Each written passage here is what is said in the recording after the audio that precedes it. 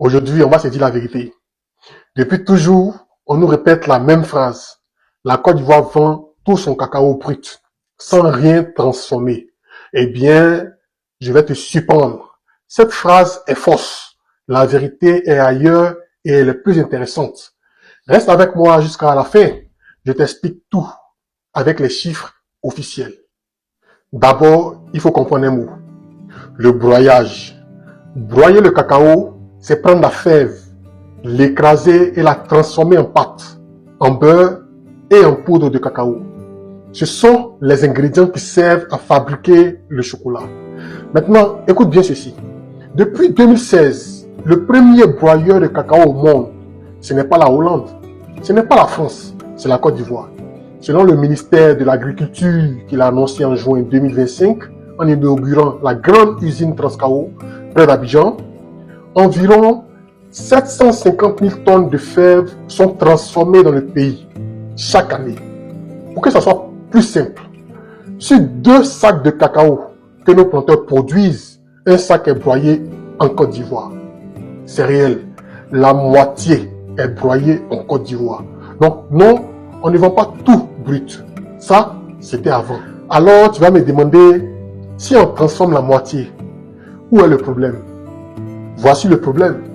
Cette pâte, ce beurre, cette poudre qu'on fabrique chez nous, on ne la gâte pas. Selon un rapport du département américain de l'agriculture publié en 2025, sur 100 kilos de produits fabriqués dans nos usines, 95 kilos repartent directement vers l'Europe et l'Amérique. C'est là-bas qu'on en fait le chocolat, la tablette, l'emballage, la publicité, et c'est là-bas que se trouve le vrai argent. Tu veux une preuve simple? Nos usines broient plus de 750 000 tonnes de fèves par an. Et nous, sur place, nous utilisons combien pour fabriquer nos propres produits? À peine 35 000 tonnes. Compare 750 000 d'un côté, 35 000 de l'autre côté. C'est comme préparer une grande marmite pour tout un quartier et n'en garder qu'une petite cuillerée pour soi. Donc, retiens bien, nous faisons la première étape, le broyage. Et c'est l'étape la moins payée. La dernière étape, celle du chocolat et de la marque, nous échappe encore. Maintenant, réfléchis avec moi. Prends la Suisse. Est-ce que tu as déjà vu un champ de cacao en Suisse? Jamais. Il fait trop froid. Aucun cacaoyer ne peut pousser. Pourtant, quand on dit le mot chocolat, le monde entier pense à la Suisse. Eux, ils n'ont pas la matière première, mais ils ont la marque, le savoir-faire et les usines qui fabriquent le produit fini. Nous avons la matière première, nous avons maintenant le broyage. Il nous manque la dernière marche de l'escalier. Fabriquer notre chocolat avec notre nom dessus et le vendre au monde entier. Le gouvernement dit vouloir y arriver. Nous allons suivre cela ensemble, ici, sur cette page. Avant de partir, réponds-moi en commentaire et sois honnête. As-tu déjà goûté une seule fois dans ta vie un chocolat fabriqué en Côte d'Ivoire? Oui ou non? Écris-le en bas. Je lis tout et prochainement, on en parle. La famille, ça fait plaisir d'entendre et de savoir que on commence déjà par transformer localement une grande partie de nos matières premières, parce que sans vous mentir, ça faisait tellement mal de savoir que Dieu nous a bénis avec tellement de matières premières, que ce soit le cacao, le sucre, le café, les VA, bref, tout ce que vous connaissez là. Ça faisait tellement mal de savoir que on a tout ça de manière abondante, et en plus, ce sont des matières premières bénéfiques pour les gens de l'extérieur. Donc ça faisait mal de voir que eux ils viennent chez nous prendre ça, ils partent transformer ça chez eux, et ensuite ils viennent nous revendre ça. Donc en gros, ça faisait tellement mal d'apprendre ça chaque fois. Mais déjà, si on a déjà les usines capables de transformer localement et ensuite qui donnent la possibilité d'aller revendre ça à l'extérieur au prix que nous-mêmes nous voulons, c'est que ça fait plaisir, c'est que les choses avancent, c'est que l'Afrique se réveille déjà. Mais là n'est pas le problème, les amis. Moi, personnellement, mon problème est de savoir, c'est vrai qu'on fait tout ça chez nous, c'est vrai qu'on a déjà la possibilité de transformer localement, mais dites-moi un peu, avec tout ça, cette innovation-là, cette révolution-là, ou encore cette évolution-là, dites-moi un peu, ça bénéficie en quoi aux agriculteurs? J'aimerais bien savoir, est-ce que ça améliore, c'est-à-dire financièrement, les agriculteurs? Je le dis parce que personnellement, je ne vois pas trop le changement, les amis. Je ne vois pas trop le changement. C'est bien beau d'entendre tout ça, de savoir que nous aussi, on peut déjà transformer localement et ensuite, on peut revendre à l'extérieur. Mais dites-moi un peu, normalement, dans la logique, si tout ça est fait, les agriculteurs devaient être à l'aise, les amis. Ils devaient être à l'aise. Ici au Cameroun, par exemple, le kilo du cacao passe le temps à changer. Il y a les moments où c'est à 3000, il y a les moments où c'est à 2000, il y a les moments où c'est à 1500, il y a les moments où on ne connaît même plus les prix. C'est la raison pour laquelle il y a beaucoup de cultivateurs qui préfèrent parfois garder leur cacao et attendre la bonne saison, les amis. Ils préfèrent garder, ils attendent la bonne saison quand les prix vont augmenter. Et je vous assure, des choses comme ça, là, c'est tellement choquant. C'est tellement choquant. Pourquoi? Parce que pour moi, le simple fait de savoir que on a les matières premières tellement sollicitées à l'extérieur, mais malheureusement, on ne nous rémunère pas à notre juste valeur. Ça me fait mal. Ça me fait tellement mal. Je ne sais pas pourquoi on fixe les prix tellement bas au point où les agriculteurs aujourd'hui vivent encore dans les conditions misérables. Et pourtant, ils devaient être les plus riches, les amis. Les agriculteurs devaient être les plus riches.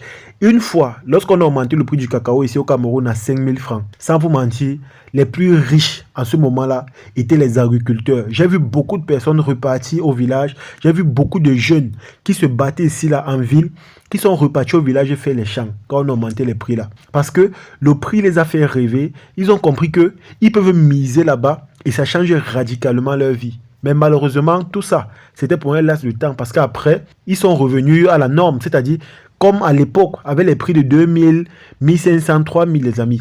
Imaginez un peu.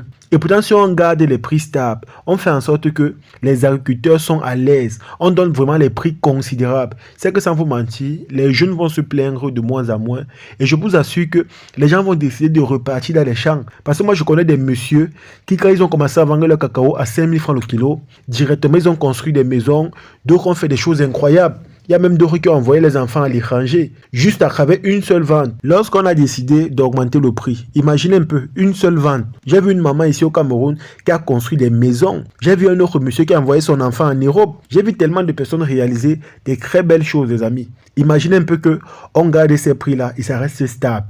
Imaginez un peu comment les agriculteurs seront à l'aise. Imaginez ce qu'ils vont pouvoir construire. Imaginez ce qu'ils vont pouvoir bâtir ou encore réaliser. Ça sera simplement incroyable, les amis. Ça serait incroyable. Pour moi, personnellement, c'est bien beau de savoir qu'on transforme localement. Parce que même ici au Cameroun, si je ne me trompe pas, il y a déjà des usines de transformation de cacao en chocolat. Ce qui est bien, c'est que c'est local. Mais moi, j'aimerais que, au vu de tout ça, les agriculteurs quand même réussissent à bénéficier d'un atout de tout ça, les amis. C'est-à-dire que quoi, si nous aussi on commence à transformer localement, ça signifie que normalement, même la vie des agriculteurs doit être améliorée, les amis. Ça doit s'améliorer. Parce que bizarrement, il y a les innovations là, il y a les usines, on transforme sur place. Mais la vie des agriculteurs ne change pas. C'est ça le problème, mes amis. C'est ça le problème. C'est la raison pour laquelle on ne peut pas se vanter d'avoir des usines. On ne peut pas se vanter de transformer localement. Parce que pour se vanter, il faudrait que tout le monde soit à l'aise. C'est-à-dire, ceux qui se battent pour produire et ceux qui se battent pour transformer. Il faudrait qu'on voie de la cohérence. Parce qu'il est inadmissible, selon moi, que voilà, on a toute cette innovation, cette nouveauté-là, mais la vie des agriculteurs est toujours misérable. De telle sorte que, parfois, quand vous voyez même un cultivateur qui tombe malade, il perd la vie carrément. Et pourtant, il a la possibilité d'être riche, il a la possibilité d'être respecté, il a la possibilité de changer la vie de ses enfants. Mais malheureusement, en Afrique, ce n'est pas ce que nous percevons. Et c'est tellement dommage, les amis. C'est tellement dommage. Donc, comme moi j'ai dit, c'est bien beau de montrer que voilà, on transforme localement. C'est bien beau de montrer que nous aussi, on a déjà la possibilité de vendre à l'extérieur à des prix que nous voulons. C'est bien beau de montrer que nous aussi, on commence à innover. C'est bien beau de montrer que les gens viennent investir localement pour transformer nos matières premières. Mais il faudrait qu'à travers tout ça, la vie de ceux qui se battent pour cultiver, qui se battent pour produire cette fève précieuse-là, change également. Parce que si elle ne change pas et qu'on innove avec les transformations, c'est que pour moi, ça ne sert absolument à rien. Je dis bien à rien, les amis. Parce que même quand on voit le prix du chocolat localement, le prix ne change pas. Et pourtant, on nous dit qu'on transforme localement. Mais quand vous voyez le prix du chocolat, c'est toujours stable, c'est-à-dire cher.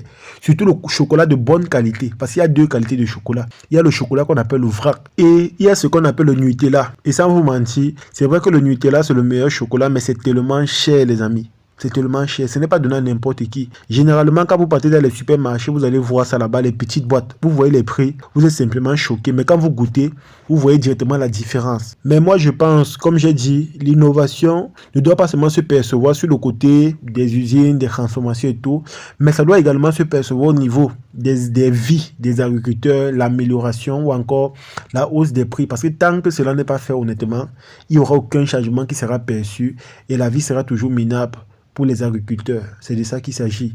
En tout cas, c'est ici que se termine la vidéo. J'espère que vous avez aimé. J'espère que vous avez apprécié. Partagez-le au maximum et on se dit à la prochaine.